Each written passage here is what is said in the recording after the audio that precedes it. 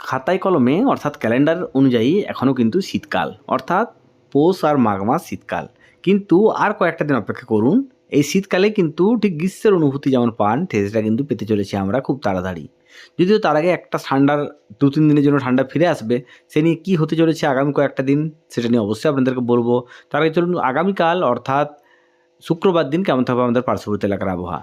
আগামীকাল শুক্রবার দিন সকালের দিকে কিন্তু কুয়াশাচ্ছন্ন আকাশ থাকবে দক্ষিণবঙ্গের প্রায় বিভিন্ন জেলাতেই, এবং সকালের দিকে কুয়াশা থাকলেও বেলা বাড়ার সঙ্গে সঙ্গে কিন্তু আস্তে আস্তে আকাশ পরিষ্কার হবে, এবং যত দুপুর হবে তত কিন্তু একটা গরমের অনুভূতি কিন্তু থাকবে পুরো দক্ষিণবঙ্গ জুড়েই।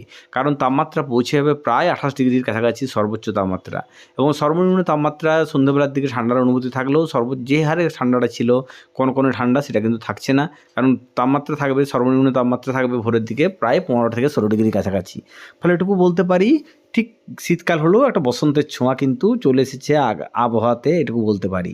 তবে এই বসন্তের ছোঁয়া থেকে শীত আসছে খুব তাড়াতাড়ি, তার কারণ খুব তাড়াতাড়ি বলবো না, 2-3 দিনের মধ্যেই, অর্থাৎ রবিবার, সোমবার এবং মঙ্গলবার, অর্থাৎ এই 3টে দিন কিন্তু, অর্থাৎ 26, 27, 28 তারিখ, 26শে জানুয়ারি, 27শে জানুয়ারি এবং 28শে জানুয়ারি কিন্তু কিছুটা ঠান্ডা ফিরে আসবে দক্ষিণবঙ্গের বিভিন্ন জেলাতেই।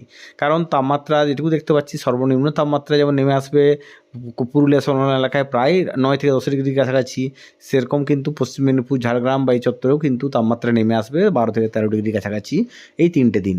এবং সর্বোচ্চ তাপমাত্রা যেটা উঠে গেছিলো প্রায় 30 ডিগ্রির কাছাকাছি, সেই তাপমাত্রা কিন্তু নেমে আসবে 25 থেকে 26 ডিগ্রির কাছাকাছি।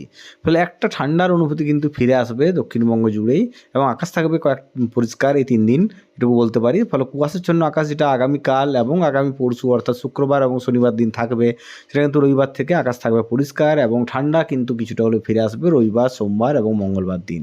ফলে এটুকু বলতে পারি আবারও কিন্তু ঠান্ডা আসবে মঙ্গলবার পর্যন্ত। কিন্তু যত আমরা সরস্বতী পুজোর দিকে এগোবো ততই কিন্তু গরমের অনুভূতি ফিরে আসবে পুরো দক্ষিণবঙ্গ জুড়ে। কারণ যেটুকু দেখতে পাচ্ছি, আবার যেমন বললাম রবিবার, সোমবার, মঙ্গলবার ঠান্ডা থাকবে, কিন্তু বুধবার থেকে কিন্তু আবারও কিন্তু আস্তে আস্তে তাপমাত্রা বাড়তে শুরু করবে দক্ষিণবঙ্গ জুড়েই। এবং সেটা কিন্তু যেটুকু দেখতে পেলাম সরস্বতী পুজোর আগে, অর্থাৎ ফেব্রুয়ারি মাসের প্রথমে কিন্তু পৌঁছে যাবে প্রায় 33 থেকে 34 ডিগ্রির কাছাকাছি সর্বোচ্চ তাপমাত্রা, এবং সর্বনিম্ন তাপমাত্রা উঠে যাবে 18 থেকে 19 ডিগ্রির কাছাকাছি। ফলে বুঝতেই পারছেন একটা গরমের অনুভূতি কিন্তু ফিরে আসছে পুরো দক্ষিণবঙ্গ জুড়েই, এবং এই গরম যে আসছে সেটা কিন্তু চলবে পুরো গ্রীষ্মকাল জুড়েই। কারণ আস্তে আস্তে যত দিন যাবে তাপমাত্রা ততই বাড়বে। ফলে এবার কিন্তু গ্রীষ্মকালের আবহাওয়াতেই কিন্তু সরস্বতী পূজা আসছে। যতই খাতায় কলমে মাঘ মাস থাক বা শীতকাল থাক, কিন্তু গরমের অনুভূতি কিন্তু ভালো রকম টের পাবে দক্ষিণবঙ্গের মানুষ অন্তত সরস্বতী পুজোর দিন। ফলে যারা ঘুরতে বেরোচ্ছেন হেঁটে হেঁটে, তারা কিন্তু ঘাম একটু হলেও গরমের অনুভূতি বা গরমের একটা অসহ্য নাজেহাল গরম থাকবে, কিন্তু সরস্বতী পুজোর দিন আকাশ থাকবে পরিষ্কার, মেঘমুক্ত নীল আকাশ থাকবে, কিন্তু গরমের অনুভূতি কিন্তু ভালো রকম পাবেন সরস্বতী পুজোর দিন। আজকের মতো চললাম, সবাই ভালো থাকবেন, সুস্থ থাকবেন, সবাইকে শুভরাত্রি।